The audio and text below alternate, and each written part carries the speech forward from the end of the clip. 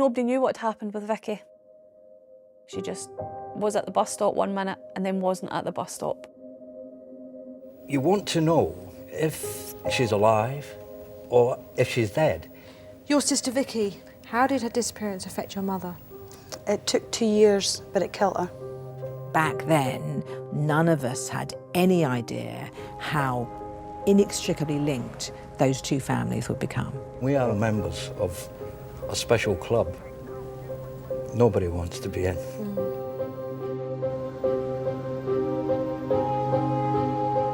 Fears are growing for the safety of a young Polish woman who's been missing for 3 days. Right at the very start, nobody knew what a big story it was going to be. As you will be aware, the body that was found within St Patrick's Church was that of Angelica Klug. The prospect of going down under the floorboards filled me with dread, to be honest. Sadly, I have to inform you, Angelica's death has now been treated as murder. It was immediately apparent to me that this was a sexually motivated murder. Well, today, detectives released a photograph of a man they want to talk to. Peter Tobin. Peter Tobin. Peter Tobin, a volunteer worker at Angelica's church, was arrested in London. As soon as I saw what Tobin had done to Angelica, I thought, he's 60 years of age. This is not the first time he is killed.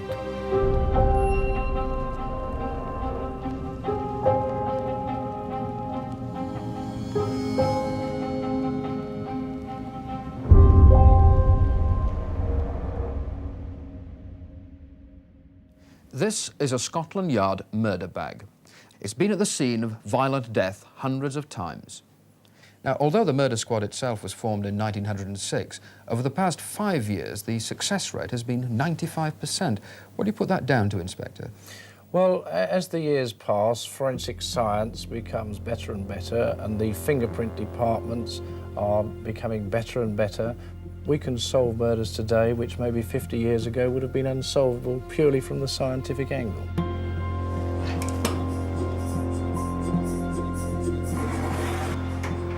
My specialism is in the recovery of fingerprints. That's been happening for over 100 years.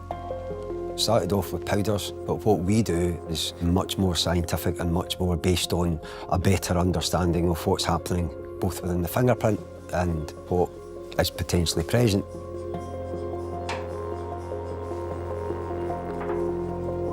Effectively, there are friction ridges on your hands and your feet, and as you sweat, the sweat sticks to the ridges, and when you touch a surface, you leave an invisible or latent impression.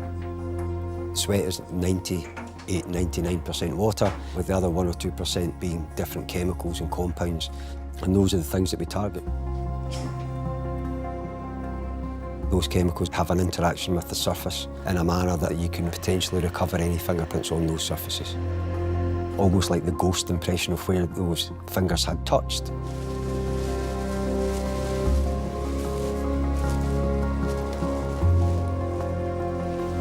There are circumstances where fingerprints can last for a significant number of years, and that's why we still look at items for cold cases.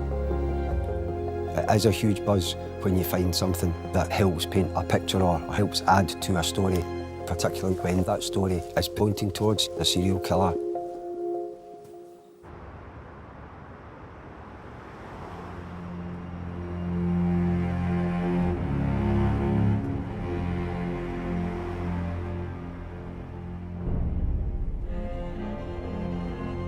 The investigation into the murder of the Polish student Angelica Klug is continuing tonight.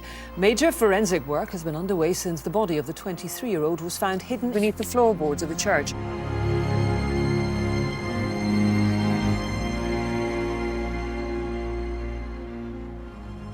So he was brought back to Scotland.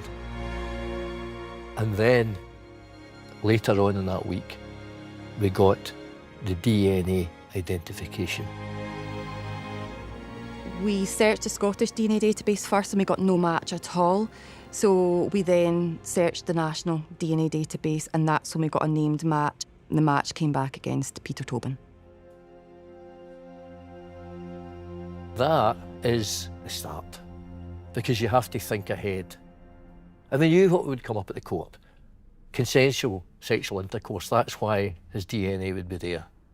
So you had to go and prove beyond reasonable doubt that Tobin had killed Angelica. We established where Angelica had been murdered, which was within the garage of the church, but we never established a pool of blood. We couldn't pinpoint the exact area she must have been lying and bleeding.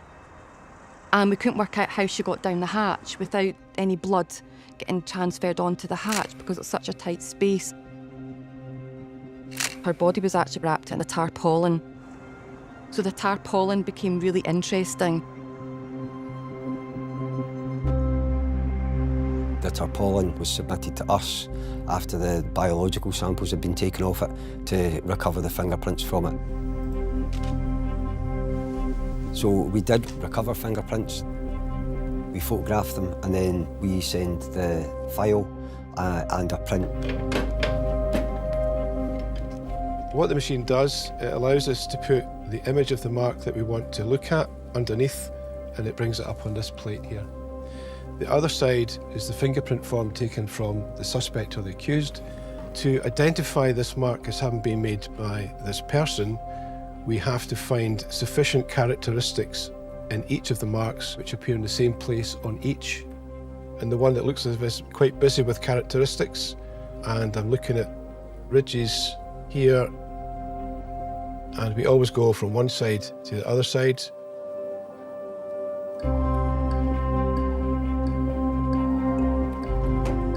There was a significant number of fingerprints found that were subsequently identified to Peter Tobin.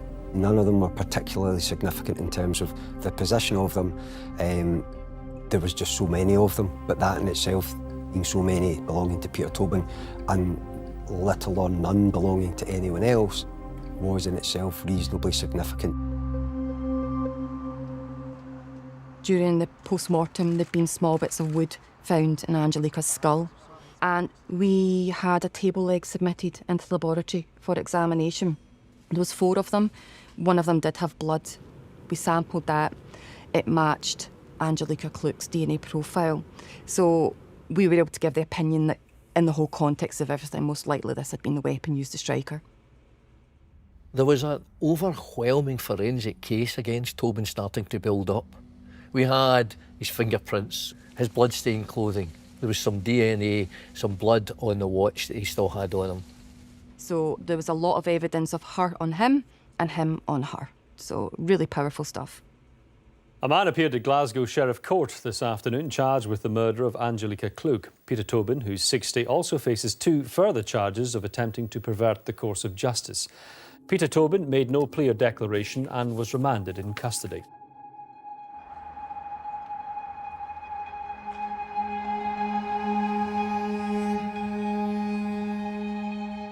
It was horrible, tragic story of someone like me who moved to Glasgow from Poland and just happened to be in the wrong place.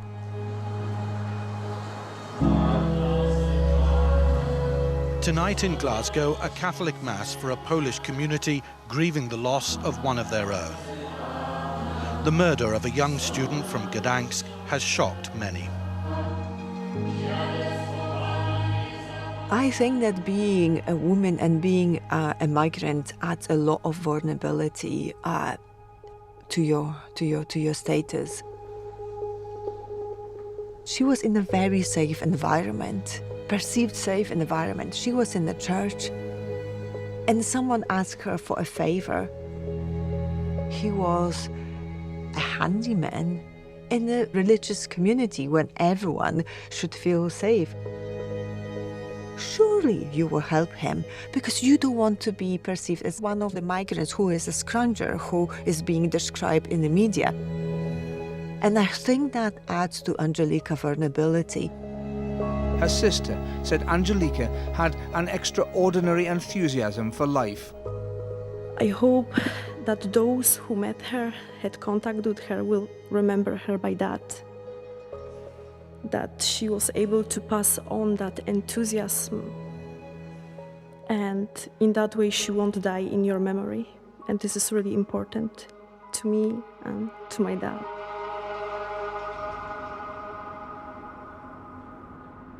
So we had Peter Tobin for murder. But as soon as I saw the ferocity of what he'd done and how confident he was that he'd remained at that scene for 2 days, he even gave a statement to the police using his alias, Patrick McLaughlin. How calm and cool is that? That's just someone that was organised. And I thought, we've got to look at this individual's life. He's killed before.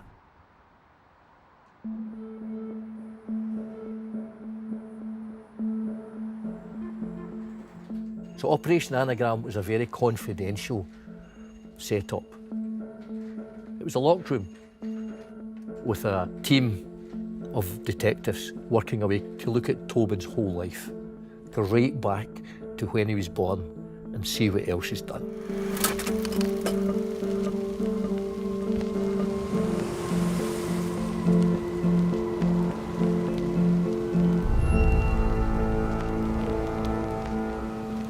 We traced a lot of his partners, his former wives. His first wife, Margaret, you know, when Margaret talks about what happened to her, she lived a life of hell.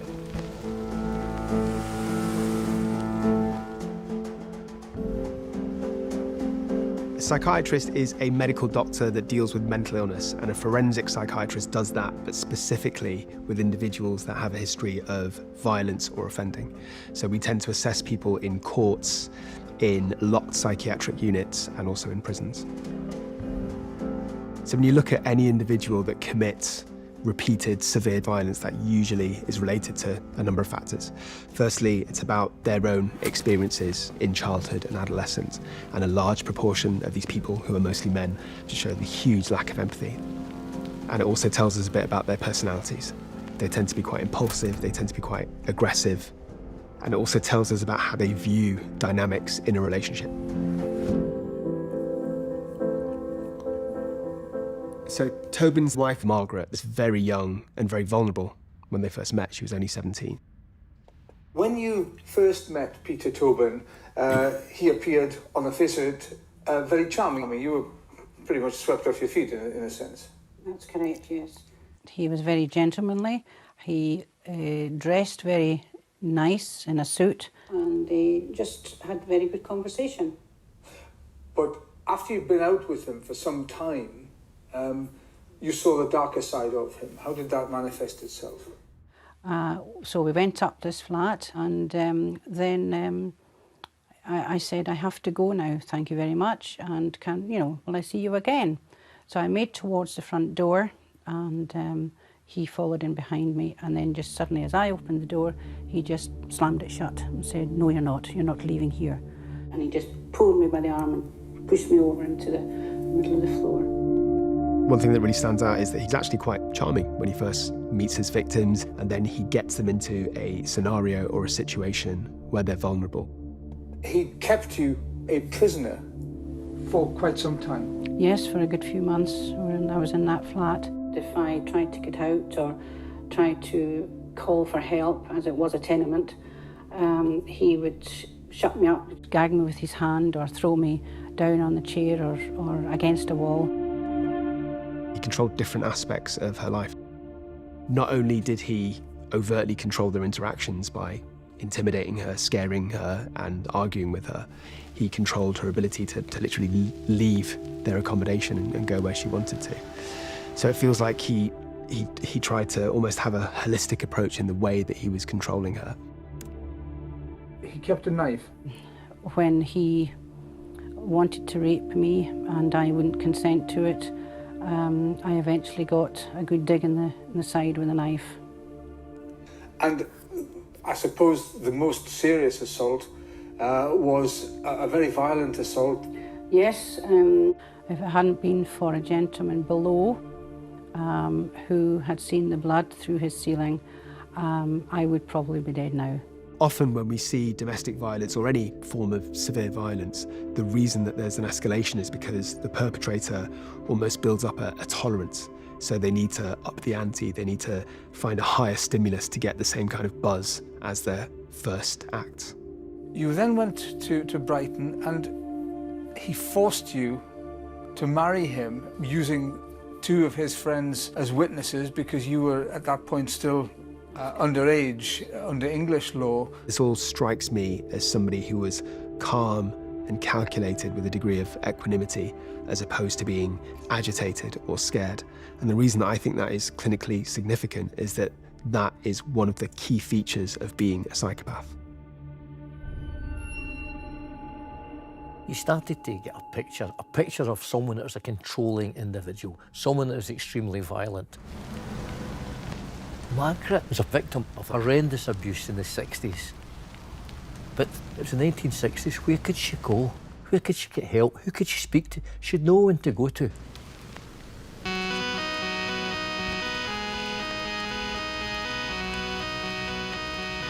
The wife beater is rarely someone who stands out in a crowd. Most of the women we've spoken to say their friends believed their husbands were charming men. Husband don't know what he's done. Kids don't know what's wrong with mum. She can't say, they can't see. Putting it down to another bad day. The problem is one that stretches across the whole social spectrum. And some wives relate a horrifying catalogue of experiences. So this is how it feels to be lonely. This is how it feels to be small. Fear is, I used to go to the toilet and be sick. It just were nerves waiting on him coming in. The scale of the problem was extensive. The United Nations, and we used to use this kind of statistic, would say that maybe between 1 in 3, 1 in 4 women would experience domestic abuse in their lifetime. Domestic violence, rape, all sorts of crimes against women, they weren't investigated the way they are nowadays.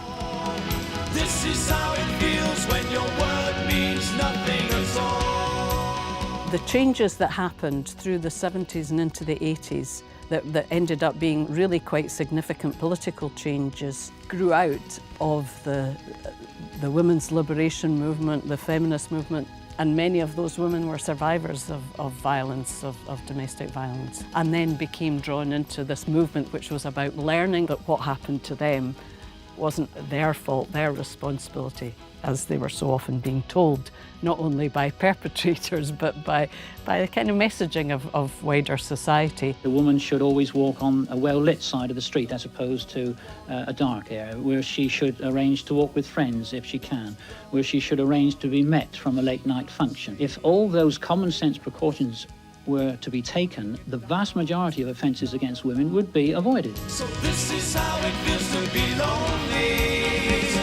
This is how it feels to be small. It was really important to challenge the everyday assumptions, this kind of so-called common sense, that the problem was something that women had to address. So what this new campaign wanted to do was really to turn that on its head and say, who causes the problem? It's not the women, it's a social problem, it's a problem about men's behaviour.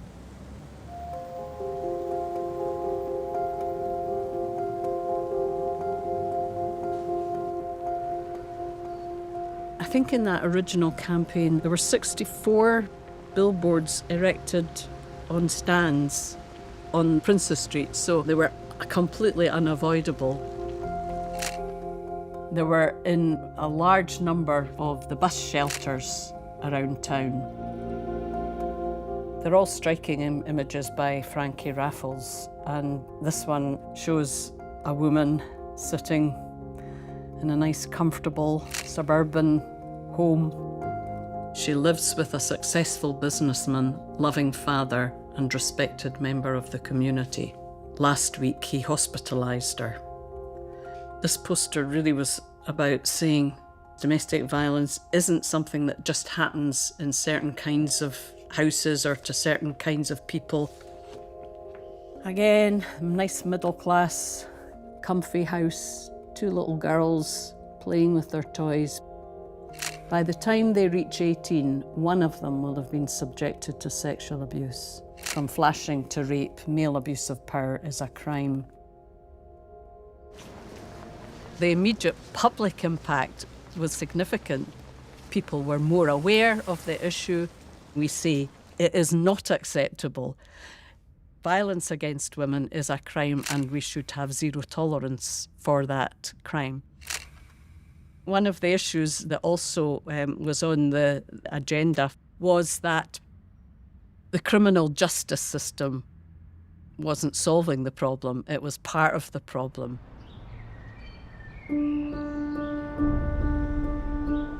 The trial has started of a man accused of raping and murdering a Polish student and hiding her body under a church floor. Peter Tobin, who's 60, denies killing Angelica Kluke at St Patrick's Church in Glasgow last year. His QC Donald Finlay lodged a special defence that Peter Tobin did have sex with Angelica, but it was with her consent. There were many, many stories that came out during the Peter Tobin trial. Some of them were very, very salacious. Angelica's sister Agneta arrives at court on a day dominated by sensational claims of sexual promiscuity. The defence, they were bringing up aspects of her past, the fact that she'd been having an affair with a married man. Angelica's married lover, Martin McCaskill, told the court about his last text message from Angelica. And the fact that the priest had been giving her money and giving her his credit card. Lots of column inches about the kind of person that Angelica Kluke was. A court's heard that the murdered Polish student Angelica Kluke was having an affair with the priest of the church where her body was found. Agneta Kluke described the claim as outrageous and untrue. But Agneta Kluke did say that Father Nugent was an alcoholic who she described as being a Jekyll and Hyde person. It was classic, people would say she was flirting, she was having an affair with a married man. All of that, you know, all of that kind of attention on her.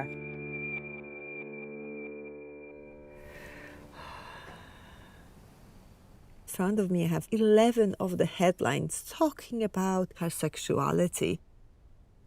It should be about a horrible crime and securing her dignity. And it feels like she was really stripped of that. She was more than this. So I'm not surprised that the dad said that she hasn't been killed once, but she has been killed twice. When she was murdered and when her reputation was destroyed. I cannot even imagine and put myself into a shoe of her dad and her sister, the way that it might make them feel. Vladislav Kluke left court having told the jury how his daughter Angelica was a brilliant student and devoted Catholic who loved living in Scotland. He last spoke to her 3 days before she went missing. In this case, it did rest quite heavily on the forensic evidence because there was a lot of forensic evidence.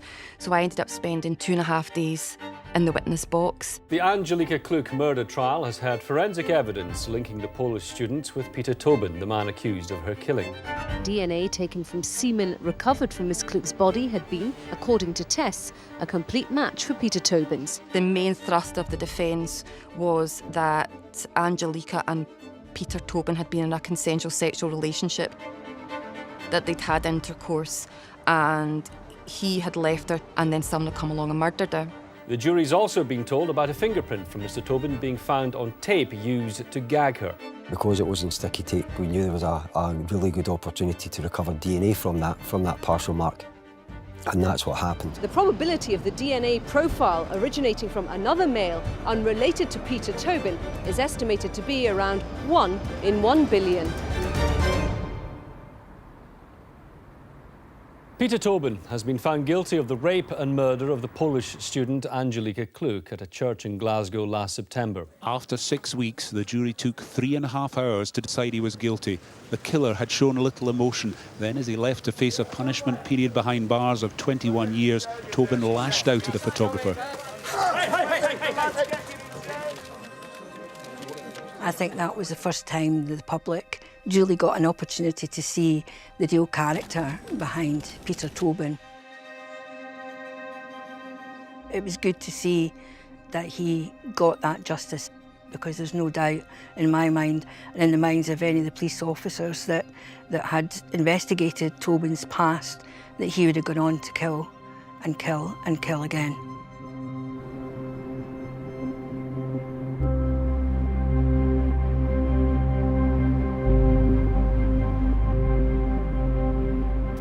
Court court has been told that the man who murdered the Polish student Angelica Kluk had been on the run from Strathclyde Police for almost a year before he killed her.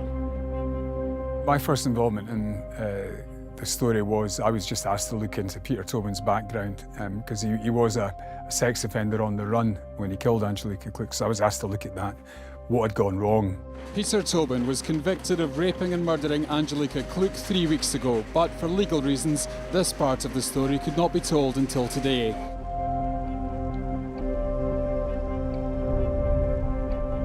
In 1994, Tobin was jailed in England for 14 years for an horrific attack on 2 girls aged 14 and 15. He abducted 2 teenage girls, got them into his flat.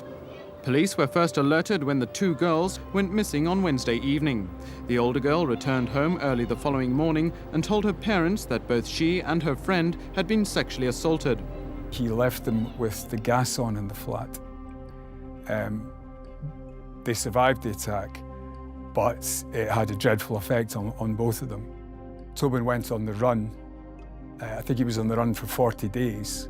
When he was released from jail, Tobin came to live in Paisley. As a registered sex offender, he had to inform the police if he was changing his address. In October 2005, there was an alleged incident involving Tobin and a young woman. He had been accused of attacking someone, and that's why he went on the run from Paisley. That's why he disappeared and fell off the radar and assumed a false name and ended up in the church where he murdered Angelica Kluk. The High Court was told the police made extensive inquiries throughout the UK in 2005 and 2006, but they never traced Peter Tobin.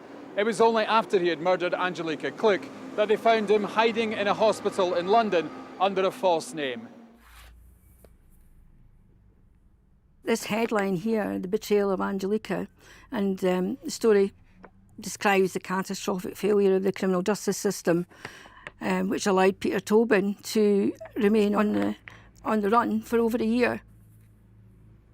These registers are there for a reason. They're supposed to protect the public, and we found time and time again that they don't keep tabs on them all, and it allows predators like Tobin to continue to operate and pop up again and again, and operate in one part of the country and pop up in another where they start all over again.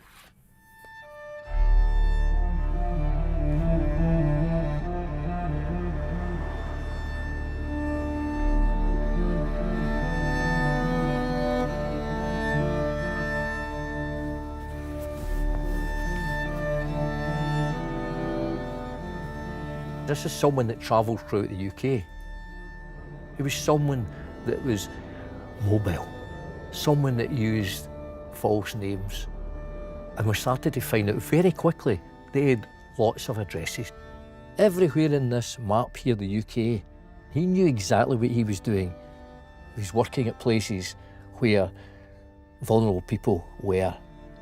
And this is an individual that looked respectable, suits and ties, someone that people described as Mr. Nice Guy.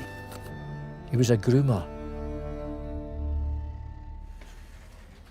When we looked at his life, we had a timeline where he was at different times.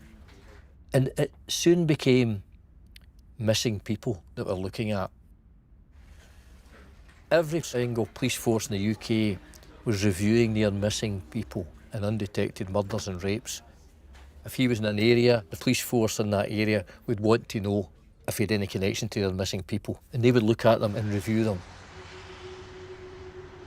Very quickly established that in 1991, Tobin lived at a house, Robertson Avenue in Bathgate. Everyone remembered that that was the time Scotland's highest profile missing person, Vicki Hamilton, had disappeared.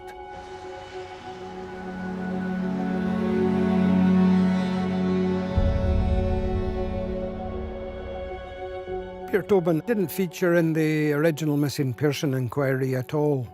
There was nothing there, and I recall when I went through a lot of the house-to-house side of things, he wasn't the subject of a house-to-house visit either.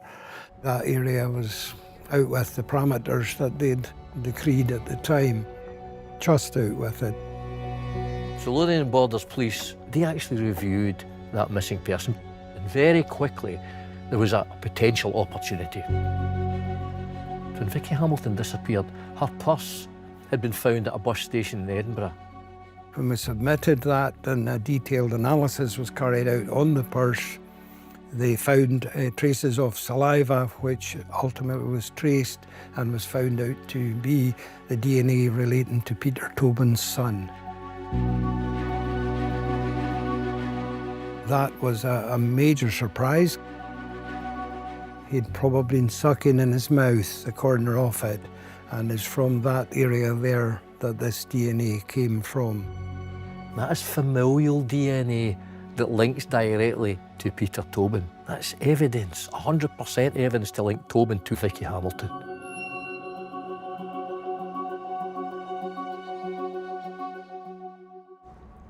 When Tobin was brought back to court to be sentenced for going on the run as a registered sex offender, I went along to cover that small part of the story, and while I was there, somebody mentioned to me that they were going to search a house in Bathgate in connection with the disappearance of Vicki Hamilton.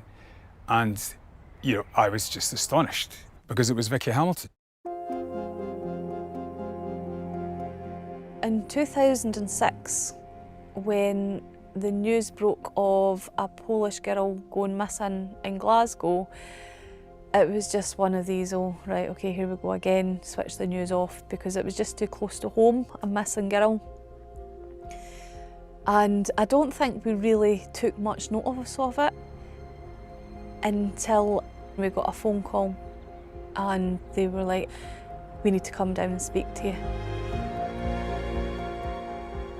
And I don't think we quite registered just how serious it was, because I think after 17 years, I think we kind of, as a family, we just assumed that we would never find out what had happened to Vicki.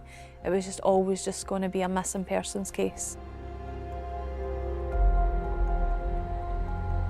When Vicki Hamilton disappeared, Peter Tobin was living at Robertson Avenue in Bathgate. The street has been cordoned off as the most detailed, meticulous search of its kind in the history of Lothian and Borders Police gets underway. It was clearly big news, it was a big story, and in the weeks that followed, the house in Robertson Avenue in Bathgate was searched by Lothian and Borders Police. What came out of that surprised a lot of people. There were lots of personal items relating to Peter Tobin in the attic space, of little relevance from an investigative perspective. However, what the forensic teams did recover was a knife, and that knife, when it was forensically examined, it showed traces, and there was tissues which was identified as being from Vicki Hamilton.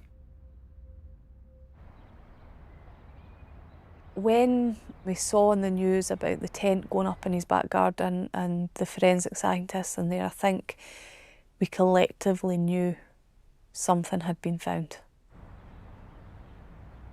I don't think we were hoping that Vicki would be there. I don't think we really wanted to even just say out loud what could potentially be happening now. The police couldn't tell us much for obvious reasons. You could see how the case is now progressing. You're moving away from clearly all thoughts of a missing person inquiry and into a murder victim inquiry. But we were always worried that, well, without a body, could they convict? We never kind of wanted to hope that something would come from it until she was found. At that time, inquiries started to look at other missing people, and the focus was on Dinah McNichol. And Dinah McNichol went missing from way down here. She'd been at the Lip Hook Festival. They'd been hitching a lift, got a lift from a Scottish person. The description he gave of the Scottish man fitted Peter Tobin, and the car fitted one of the cars that Tobin had at that time.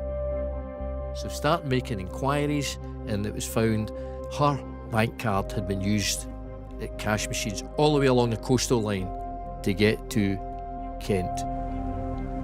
Tobin, he had a house at Irvine Drive in Margate in Kent. Officers from the team spoke to neighbours. One of the neighbours actually remembered them. I remember Scottish Pete. I looked over the fence one day and saw him digging this massive hole in the garden. And I said, what are you doing, Pete? He said, I'm digging a sand pit for the lad when he comes up, somewhere for him to play. And I thought no more of it. I thought, well, that's going to be a big sand pit. So they put all that together, thought about it very hard and decided to investigate that house and dig up the back garden.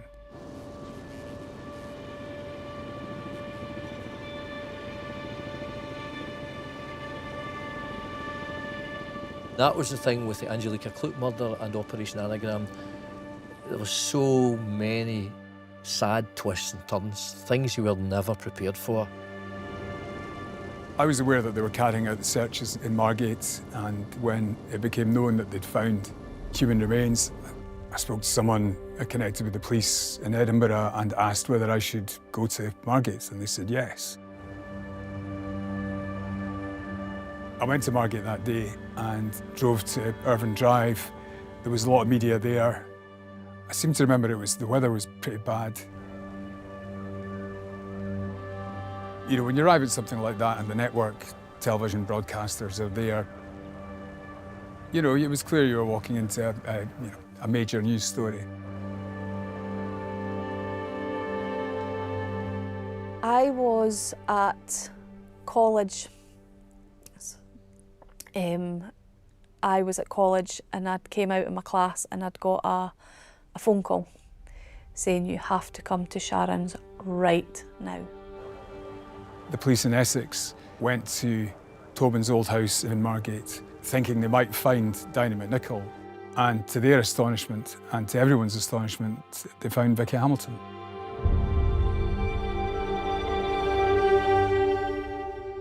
We just all burst into tears.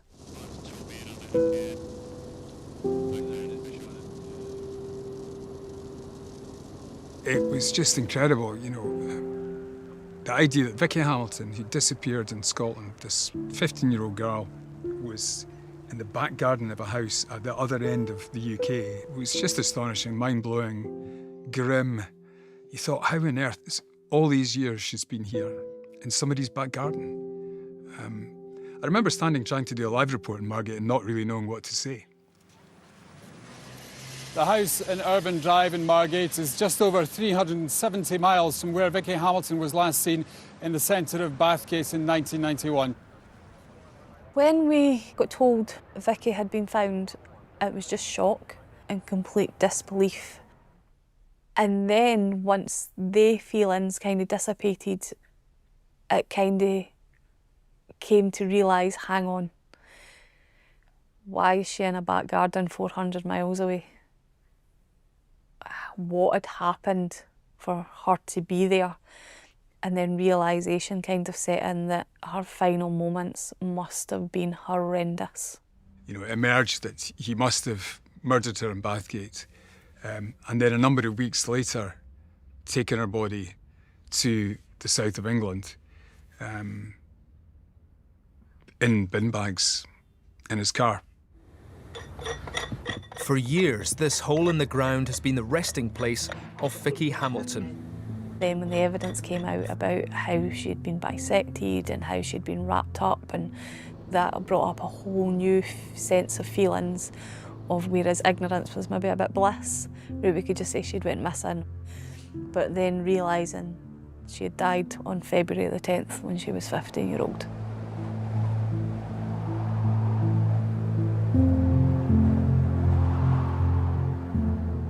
I've lost any faith or track into trying to fathom out the mindset of an individual like Peter Tobin, how they think and what they do. No, there is no formula that you can come up with to work out why they do something and what you can do to countermand that. It was a very, you know, as a reporter, you're there, you know it's a news story, you're there to do your job, but it was very upsetting.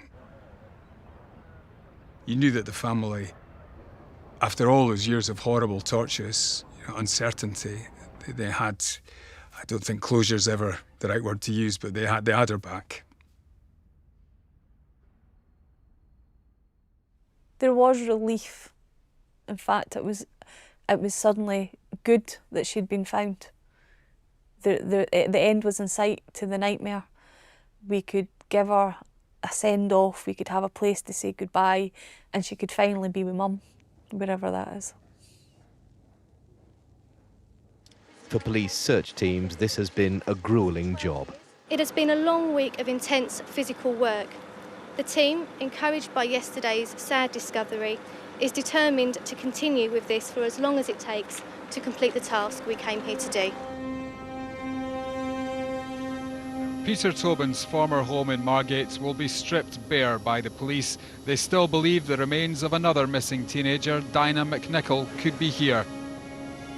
Well, I mean, I'm looking for Dinah McNichol. I came here looking for Dinah McNichol. I had reasons to come here. We found Vicki, but I don't know where Dinah is yet. But clearly, I still think she's linked to this house in some way. I'd heard Dinah McNichol's dad on the radio. I was down in Margate, heard him on the local radio station. He was Scottish, because I was from a Scottish station. I got in touch with him. So I went to see him, and he was a lovely guy. He was an old jazz musician. That was why Dinah was called Dinah, after Dinah Washington. And we set up to interview in his house. And we were speaking about Dinah, about what she was like and what had happened when she went missing and the impact it had on all the family. When a member of your family actually goes missing, it's 20 times worse than death, because you do not know a thing. The doorbell went, and it was one of my colleagues from the local ITV station in that part of England who told us that another body had been found. There's been a significant development here. Another human body has been found. It's been removed to the mortuary this afternoon, where we'll be conducting a post-mortem this evening. So I said to Ian, look, should we start recording again? And he said, yes, and he sat back down in his armchair. And I said to him something like, the police in the last hour have said that they have definitely found more human remains there. If they've said that, please be Dinah and get us out of this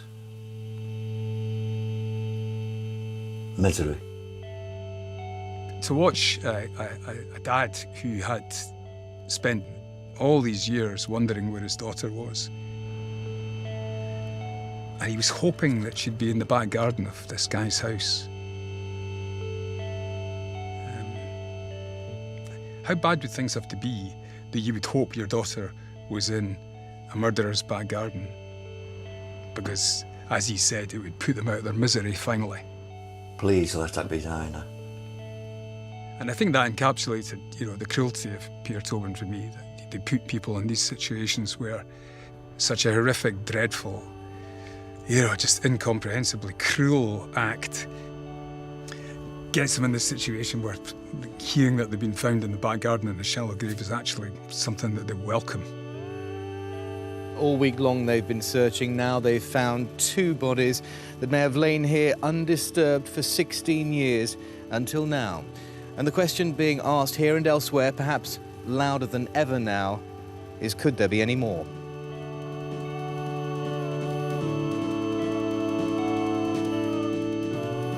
The whole thing was just very, very strange and shocking.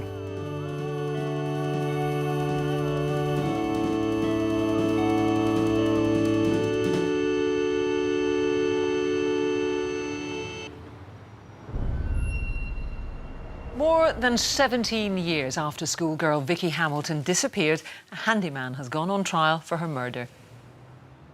The system in England is different from Scotland. In Scotland, we don't have opening speeches by the prosecution, and there are very strict rules about what the jury can be told about somebody's previous convictions. So when Peter Tobin was put on trial for murdering Vicki Hamilton, the jury wasn't told they'd been convicted of murdering Angelica Kluck. They weren't told that the man in the dock was already a convicted murderer. It was very nerve-wracking for the family. What if he was found not guilty? And we're right back to square one. Peter Tobin denies the abduction and murder of Vicki Hamilton. He's lodged a special defensive alibi. The doubt started to creep in, especially when we heard that he had an alibi, potentially for that night, claiming he wasn't in Bathgate. We were warned that we might not want to sit in when evidence was read about her final moments. And I think collectively as a family we decided no, we had to listen to it. Members of Vicki Hamilton's family attended the trial today, and it was decided the photographs of what the police discovered were too sensitive to be displayed on television screens around the courtroom. They began by showing a rectangular-shaped hole in the ground. At the bottom of the hole was a layer of concrete. Beneath that, a layer of chalk, and beneath that, 2 black bin bags with something inside. The bin bags were opened, revealing more bags underneath, like a Russian doll. Finally, the last photograph showed a green bag that had been opened to reveal part of a head. And they actually, 17 years after she was buried, they managed to find fingerprints on the bin bags. We received 3 black bin bags that Vicki Hamilton had been in. The innermost layer of those bags was really badly contaminated, but the outermost bag was cleanest because there had been less of that contamination from the decomposing body parts, and potentially a fingerprint has survived. I just remember maybe somebody notifying us that there was some prints coming in that were recovered on items in connection with the recovery of the bodies.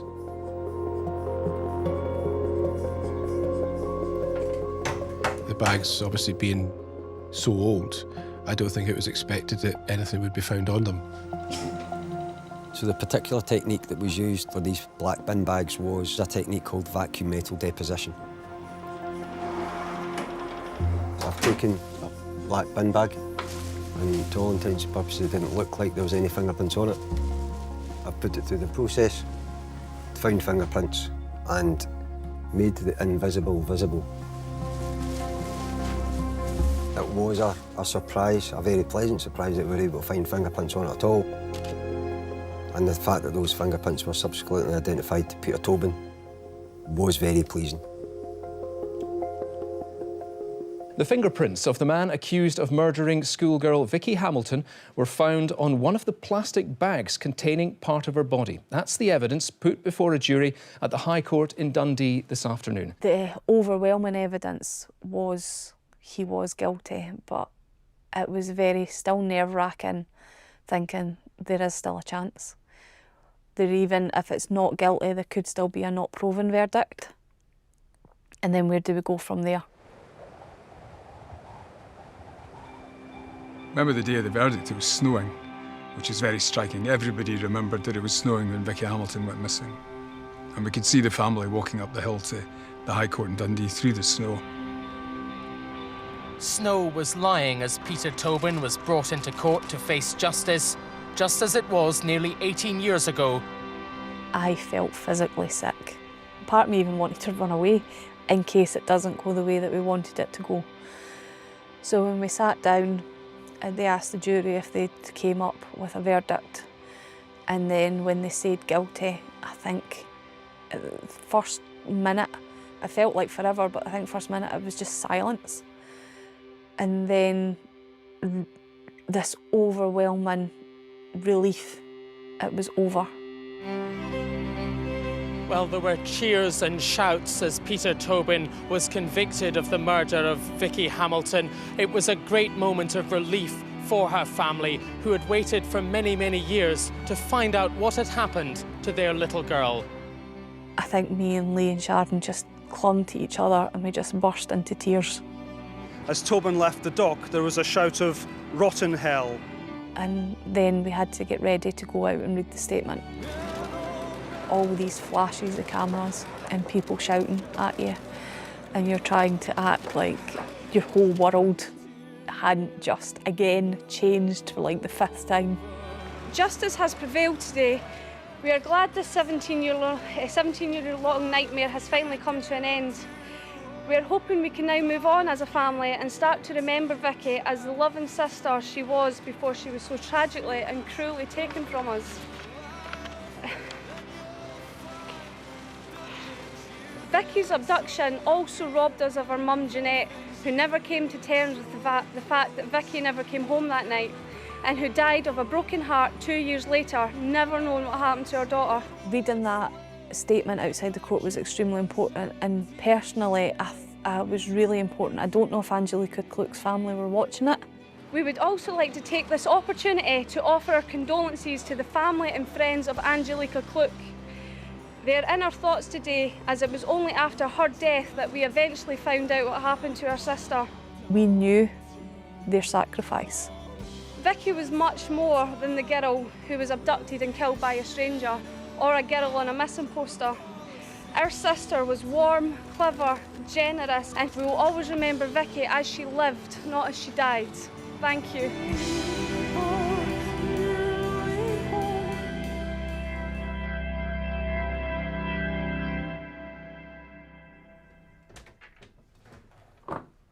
It might sound to some people a weird thing, but at the court case, I was fascinated by how the evidence pinpointed Vicki's murderer.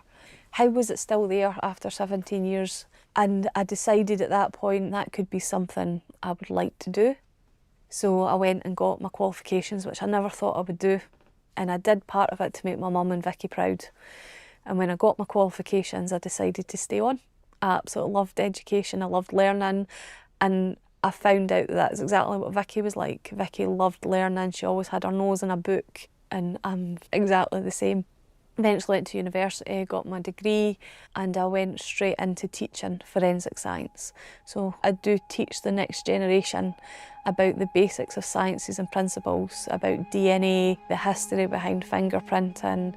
That was the future, in making sure that other families managed to get closure and justice for anything that happened to their loved ones.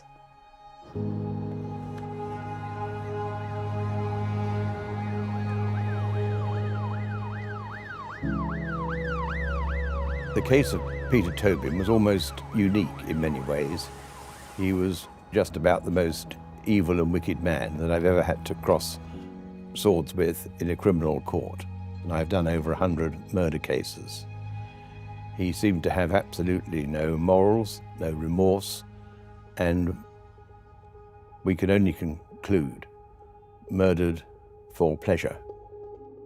I think the way they measure whether you're a serial killer is you have to have 3 victims or more. So when Dinah was found, that meant he had 3 victims. So he was, regarded as a serial killer. It was not a difficult trial to prosecute. In truth, the evidence was completely and utterly overwhelming. He had a previous conviction for a similar murder, and the body of Diana was found in his garden, where people had seen him at the time of her disappearance digging a hole. I honestly think a law student could have comfortably obtained the conviction of Peter Tobin on the evidence that we had, and it never crossed my mind for a second that he could be acquitted. I think the jury took 9 minutes to come back with a guilty verdict. I have never known a verdict in a murder trial returned so quickly.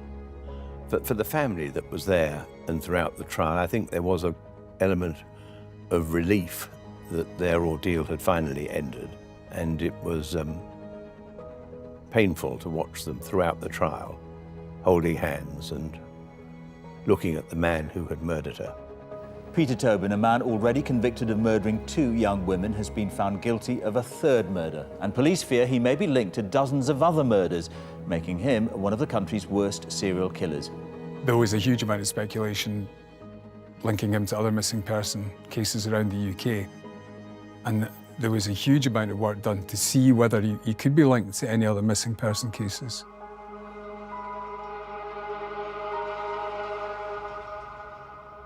When Peter Tobin left the church in Glasgow, he left in a hurry.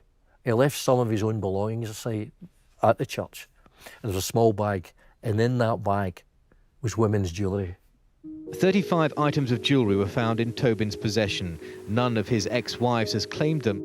The police were wondering whether these were, trophies for a serial killer, whether this is things he'd taken from people he'd murdered.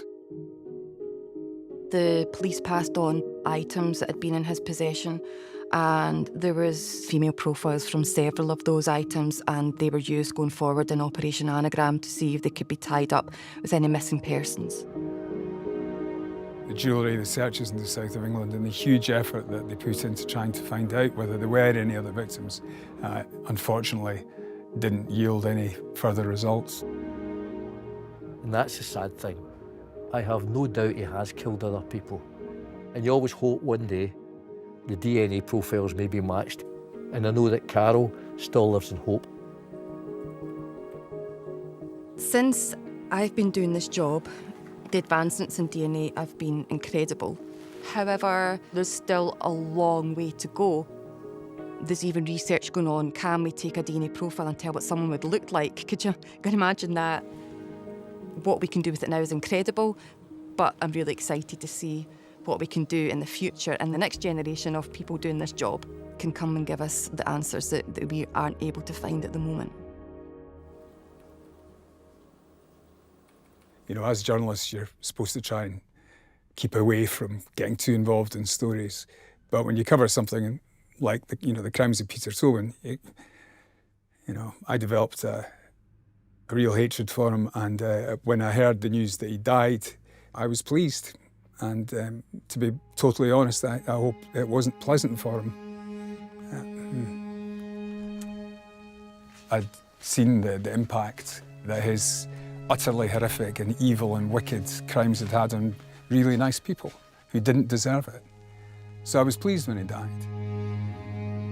When we look at Peter Tobin as an individual, in all intents and purposes, he comes across as a very ordinary, normal man. So I think it's important that we don't glamorise him or put him up on this pedestal. And we always have to remember the horrendous damage that he did to the victims and their families. The way I tried to report the story was just try and keep it to the facts and try and not forget the victims, because I think there is a tendency in all stories about serial killers to talk about the killer rather than the victims. And they shouldn't be forgotten, should they? When someone goes missing, everything else changes. There's a huge ripple effect. Looking back, they had their whole life ahead of them and they were never allowed to grow up. Vicki would be 50 next year. So what would she be? I don't think being a serial killer victim is the legacy that she should have. She's not here and she should be here, but she was taken from us.